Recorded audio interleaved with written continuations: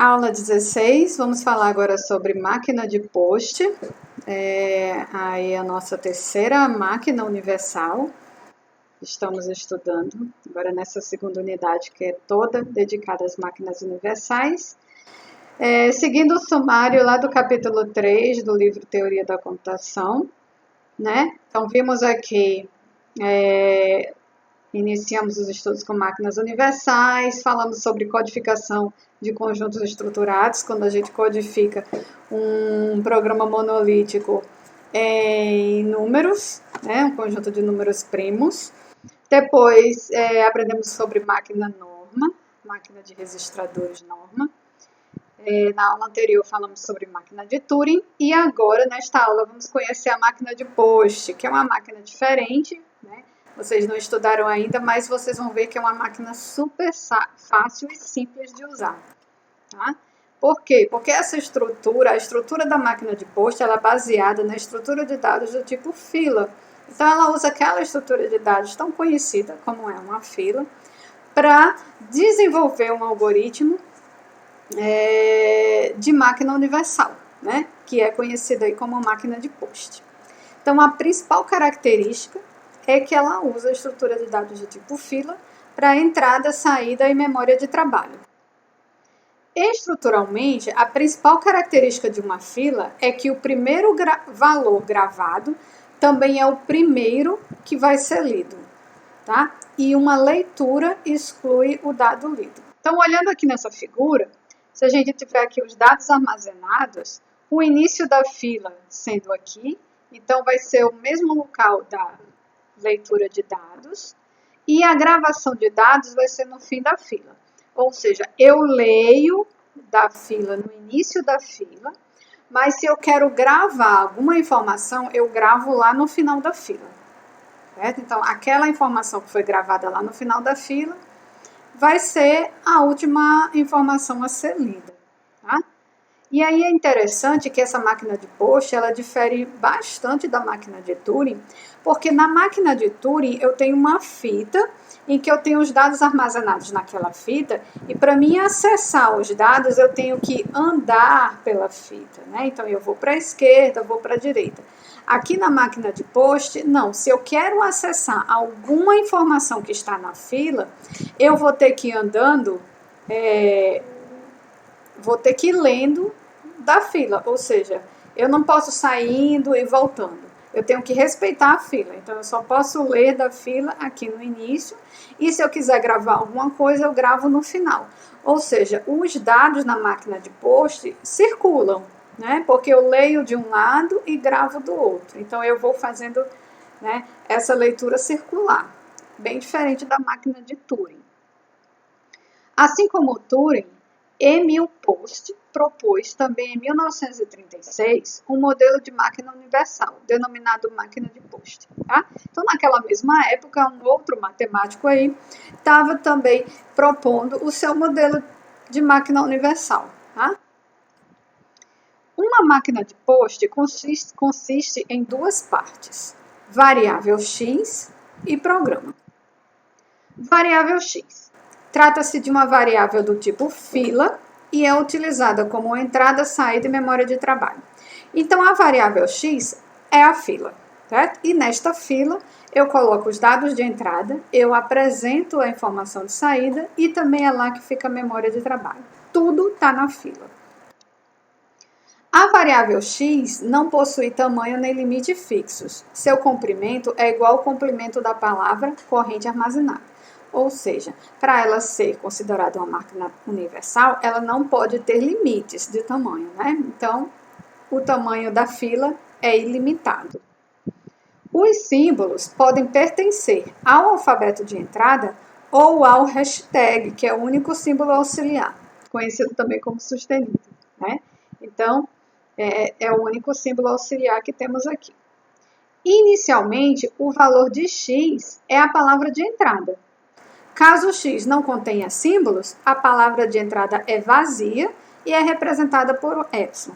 Então, se eu tenho uma fila que não tenha símbolos, é uma entrada aceita, tá? Por quê? Porque é uma palavra vazia, é uma entrada vazia. Ela é aceita também pela máquina de post e por qualquer máquina universal. O outro elemento é o programa, que é uma sequência finita de instruções, representado como um diagrama de fluxo, uma espécie de fluxograma, no qual cada vértice é uma instrução. Tá?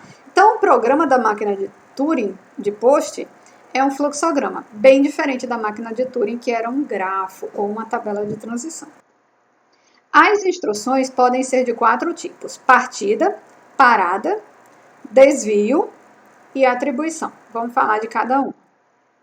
Primeiro, vamos definir a máquina de Post. A máquina de Post, por definição, é uma tripla. Isso é a definição formal, tá? Que é constituída pelos seus elementos alfabeto de símbolos de entrada, D, que é o programa ou o diagrama de fluxo, constituído a partir de componentes elementares, denominado partida, parada, desvio e atribuição, e o hashtag, que é o símbolo auxiliar. Veja que em sua composição, na definição formal de máquina de Post, ela é super simples, né? Então, é composta aí por esses 3 elementos, em que temos o símbolo de entrada, o alfabeto de entrada, o diagrama de fluxo e o símbolo auxiliar, que é o hashtag. Os componentes elementares do diagrama de fluxo. Né? Então, nós vamos ter a partida, que existe somente uma instrução de início em um programa. Então, partida é esse símbolo oval com a palavra partida e a seta indicando o início. Parada. Existem 2 alternativas de instruções de parada. Um programa, né, que é a aceitação e de rejeição. Então, eu posso parar aceitando a palavra de entrada ou parar rejeitando a palavra de entrada. Veja que aqui tem uma diferença também da máquina de Turing. Aqui na máquina de Post, a máquina de Post ela é determinista, ou seja, eu vou parar somente no estado de aceitação ou de rejeição, certo? Então, não tem aquela, como na máquina de Turing, de parar em qualquer estado. Não, aqui na máquina de Post você só para em estado de aceitação ou de rejeição, ela é determinista. Desvio é uma leitura com teste, também leitura destrutiva. Quando eu leio, eu retiro da fila, certo? Então, a leitura é simbolizada por esse símbolo de oval, né, com X, uma setinha à esquerda, X, ler X. Né? Ou seja, esse símbolo aqui, ele denota uma leitura na fila. Então, denota o comando que lê o símbolo mais à esquerda da palavra armazenada em X, retirando o primeiro símbolo. Ou seja, uma leitura destrutiva. Toda vez que eu faço uma leitura, eu estou lendo do primeiro símbolo lá da fila. É uma instrução composta de uma leitura do símbolo à esquerda, ou seja, do início da fila, excluindo o da fila e desviando o fluxo do programa de acordo com o símbolo lido. Ou seja, eu leio da fila, destruo, ou seja, retiro, e a próxima leitura eu leio o próximo da fila, né, o que estava atrás. Esse desvio, ou seja, essa leitura, ela também deve ser prevista a possibilidade de X, ou seja, da fila conter palavra vazia. Ou seja, toda vez que eu fizer uma leitura, eu vou ter aí uma quantidade de arestas saindo. Ou seja, eu tenho que levar em consideração todo o elemento do alfabeto que compõe a minha máquina de Post. Né? Então, se eu estou usando aqui o alfabeto AB, por exemplo, como a gente usou lá no duplo balanceamento. Então, eu tenho que ter uma aresta aqui. Se eu leio um A, se eu leio um B, se fosse ABC, se eu leio um C, e assim sucessivamente. Então, eu vou ter uma aresta para cada símbolo do alfabeto, mais 2. Ou seja, mais a possibilidade de ler o hashtag, que é o símbolo auxiliar, e também a possibilidade de ler palavra vazia. Certo? Então, sempre quando houver uma leitura, eu vou ter essas possibilidades. Tá? Então, é o que está dizendo aqui. Se o cardinal de alfabeto é N, então existem N mais 2 arestas de desvios condicionais, pois se deve incluir a possibilidade de hashtag palavra vazia. Tá?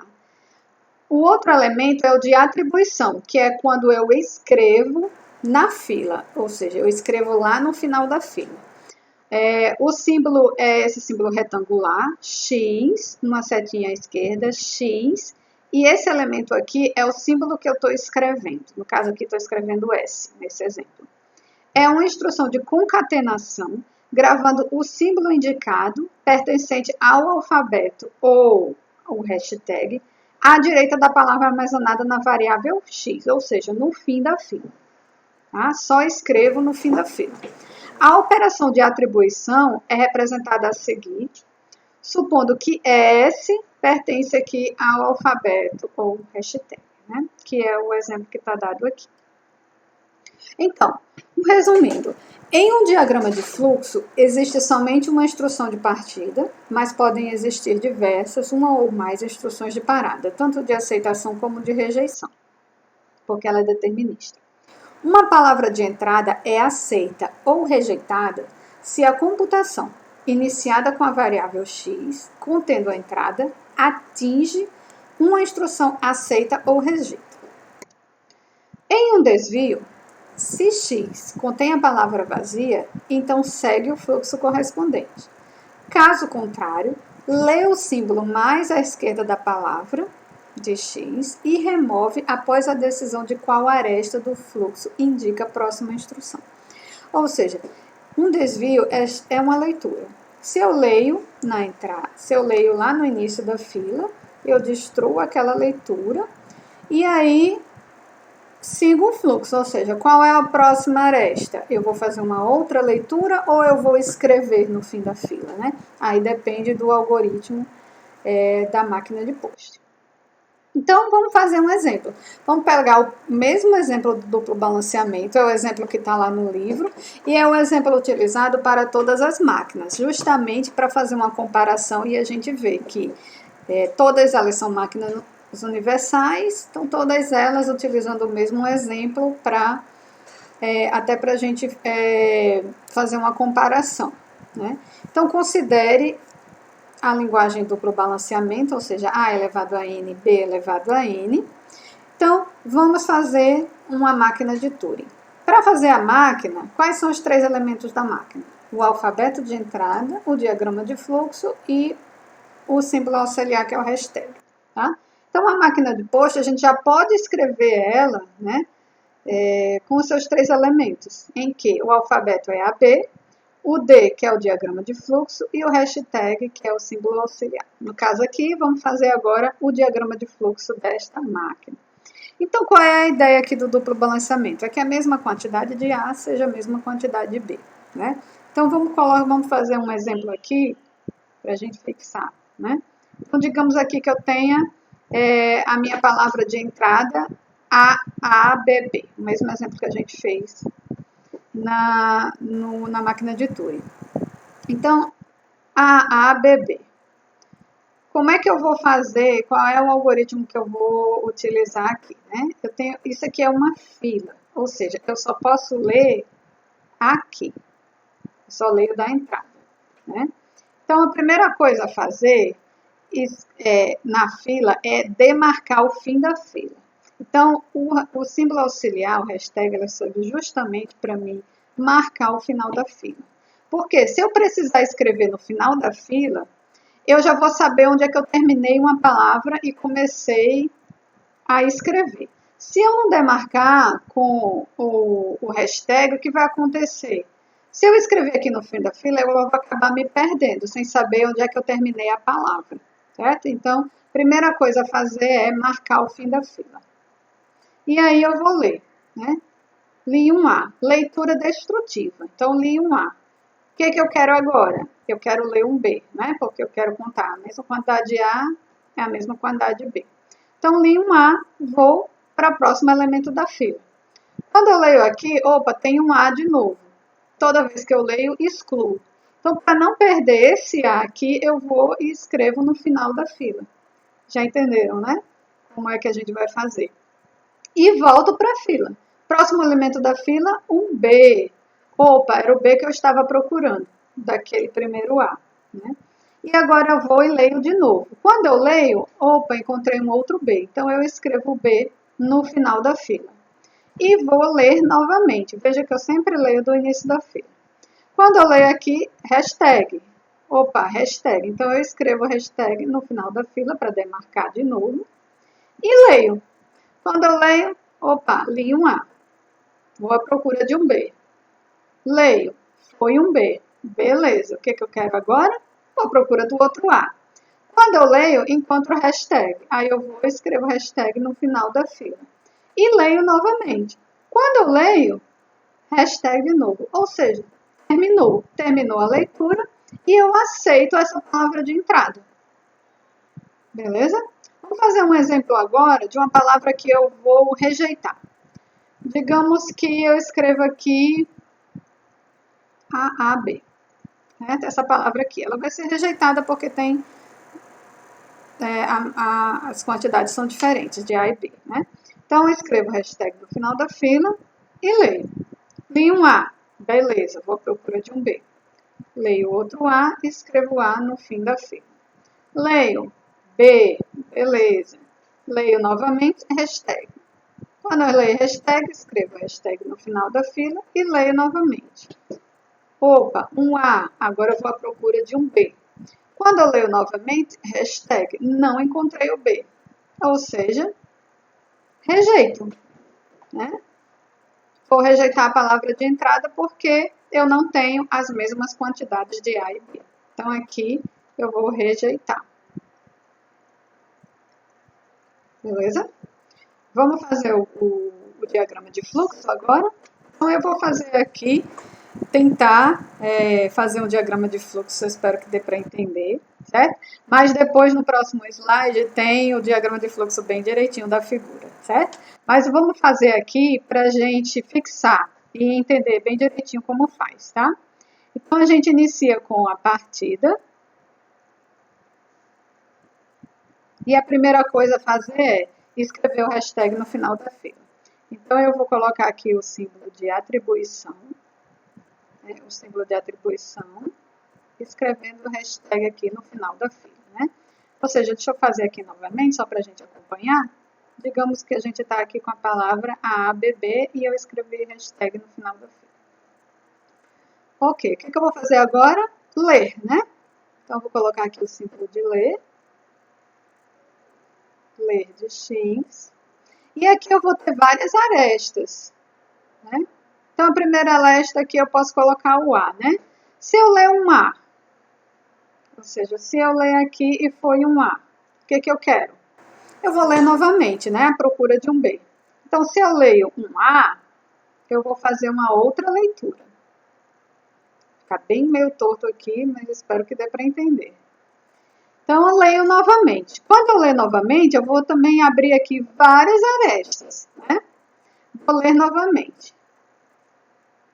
Então, eu li, né? Primeira leitura eu li. Foi um A, o que acontece? Eu leio novamente. Se eu encontrei um A de novo, que foi o caso, o que eu vou fazer? Eu vou escrever o A no fim da fila. Vou escrever o A no fim da fila, né? E vou voltar para ler novamente. Certo? Então, escrevo aqui o A no final da fila e volto para ler novamente. Quando eu ler novamente, o que vai acontecer? Vai ser um B, né? Então, aqui, se eu leio daqui, se eu encontro um B, o que eu vou fazer? Ler de novo, né? Então, aqui a aresta é de leitura, né? Então, ler de X. E aqui vai me aparecer aqui várias possibilidades de novo, né? Se eu ler aqui, né? E no caso, encontrar um B, vou botar o B aqui, se no caso encontrar um B, o que vai acontecer? Eu vou escrever B no final da fila de novo, né? Então, vou escrever aqui B no final da fila e voltar para a leitura. Aí eu volto para onde? Para onde eu estava lendo, né? Volto para cá, para a leitura. Né?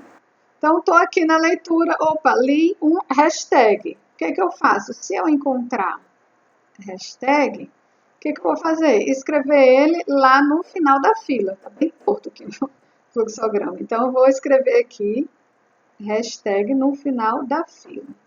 Aqui. E agora, voltar e ler novamente o A. Veja que essa volta aqui, eu não estou começando tudo de novo. Então, eu posso voltar lá para o início, né? Para a primeira leitura. Então, aqui, ó, eu volto para cá. Eu volto para cá, para o ler de X lá no início. Porque eu vou começar tudo de novo, a minha varredura. Concordam? Então, leio tudo de novo. Se encontrar um A, ó, veio para cá, né? Se encontrar um A, ler novamente. Se encontrar um B, tô aqui, ó. Se encontrar um B, ler novamente, né? Se encontrar um hashtag, escreve hashtag e volta novamente para ler. Quando eu for ler aqui, se eu encontrar hashtag, né? Se eu encontrar aqui hashtag, o que que acontece? Eu vou para um estado de aceitação. Né? E aqui eu terminei. Só que eu não terminei o meu fluxograma, porque está faltando algumas arestas aqui a concluir, né? Por exemplo, nessa leitura aqui, se eu li um A, vem para cá. Mas se logo no início eu lesse um B, se a minha palavra começasse assim, B, B, A, B, por exemplo. Aí ele vai rejeitar, não é? Por quê? Porque ele tem que iniciar com A, porque a minha função, né, do duplo balanceamento é ANBN, então ele começa com A. Se começar com B, vai rejeitar. Ou seja, se eu encontrar um B aqui, rejeita. Tá? Qual é a outra aresta que está faltando? Palavra vazia. Né? Então, se eu tiver nessa leitura aqui e tiver palavra vazia, eu também vou rejeitar. Por quê? Porque logo no início começou, eu escrevi no final da fila e leio. Então, se eu ler aqui e não for hashtag, eu rejeito. Por quê? Porque eu não escrevi hashtag. Se a palavra fosse vazia, eu tinha que ler hashtag. Eu não podia ler nada. Então, eu vou rejeitar, porque não vai ter o hashtag. Né? Na verdade, essa possibilidade aqui nem vai acontecer. Mas a gente tem que fazer escrever todos os elementos previstos. Ou seja, a cada leitura eu tenho que prever os símbolos do alfabeto, o hashtag e a palavra vazia. Nesse caso aqui, ó, prevemos tudo. Nessa próxima leitura, a mesma coisa. Previ o A, previ o B. Então, aqui eu vou abrir uma outra aresta, que vai ser uma aresta de rejeição. Como é que eu sei que é de rejeição? Porque agora eu só estou completando o meu algoritmo, né? Ou seja, se nessa leitura aqui eu ler o hashtag ou palavra vazia, eu vou rejeitar. Tá? Porque justamente eu estou bem por aqui, né? Na minha leitura. Então, rejeita. Nessa outra leitura aqui, eu também tenho que ter todas as possibilidades. Aqui eu já tenho o B, tenho o hashtag. Então, aqui, nessa aresta, se eu encontrar um A aqui ou palavra vazia, também vou rejeitar. Rejeita. Ok? É isso. E aí volta, pronto, finalizamos o fluxograma. Tranquilo? Então pronto, o fluxograma, como é que eu sei que eu terminei o fluxograma? Quando todas as arestas de leitura estiverem preenchidas. Ou seja, todo o símbolo do alfabeto, hashtag palavra vazia. Para cada leitura eu tenho que ter todas as possibilidades. Tudo direitinho? Ok. Tem um estado de aceitação, no caso aqui foi só um mesmo, beleza, aceita. E de rejeição eu posso ter quantos forem necessários, tanto de aceitação como de rejeição.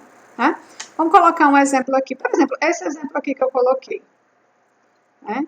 Então, partida, escrevi no final, leio de X. Se foi um B, rejeita. Ele já vai aqui de cara entrar no rejeição. Certo? Se eu tiver uma palavra assim, A, BB, por exemplo. Então, escrevi no final da fila, leio de X. Quando eu leio, se foi um A, ler novamente, né? Se foi um B, ler novamente. Se foi um B novamente, se eu ler aqui, foi um B, aí eu escrevo B no final da fila e leio novamente. Se eu leio e for um hashtag, escrevo um hashtag no final da fila e leio novamente. Quando eu leio aqui, se for um B, rejeita, né? Ele entra aqui no estado de rejeição, porque tem mais B do que A. Beleza? Deu para entender? Bom, agora aqui, mais arrumadinho, o fluxograma da figura do livro, né? Para entender melhor. Eu descrevi aqui o passo a passo, que fique melhor de entender, tá? Então, aqui é só a descrição do passo a passo que a gente fez, né? Que é escrever o símbolo auxiliar no fim da fila, ler e remove o primeiro símbolo de A, realiza a varredura circular em busca do correspondente B. Essa varredura é realizada através de sucessivas leituras e remoções, armazenando o símbolo lido à direita de X, que é justamente essa varredura aqui. Depois, quando eu encontro o B, né, este é removido e uma nova varredura circular é realizada, né? Ou seja, vou ler todos os outros Bs, até que leio de novo, encontro o hashtag, escrevo novamente no fim da fila e volto para o início para fazer um outro ciclo de varredura, até que eu encontro o hashtag e aceito a palavra. Se em algum momento eu chegar em algum estado de rejeição, a palavra é rejeitada e para, né? Só temos aqui que prestar atenção para colocar todas as possibilidades nas arestas das leituras. Tranquilo? Bom, aí agora eu fiz aqui, coloquei para vocês fazerem o exemplo do triplo balanceamento na máquina de post. Então, dado aqui o triplo balanceamento, construam o diagrama de fluxo, né? Então, eu já adiantei aqui a definição, né, para o triplo balanceamento com o alfabeto de entrada, o D e o hashtag, e fica para vocês fazerem aí de exercício o diagrama de blocos da máquina de post para o triplo balanceamento. Na verdade, vocês vão poder até utilizar esse, né? A estrutura dele, né? Então vai ter uma leitura de A, depois vai ter uma leitura de B, e esse diagrama vai crescer um pouco mais para ter uma leitura do C, né? Então fica aí como exercício para vocês fazerem, e na próxima aula a gente vai falar sobre máquina com pilhas.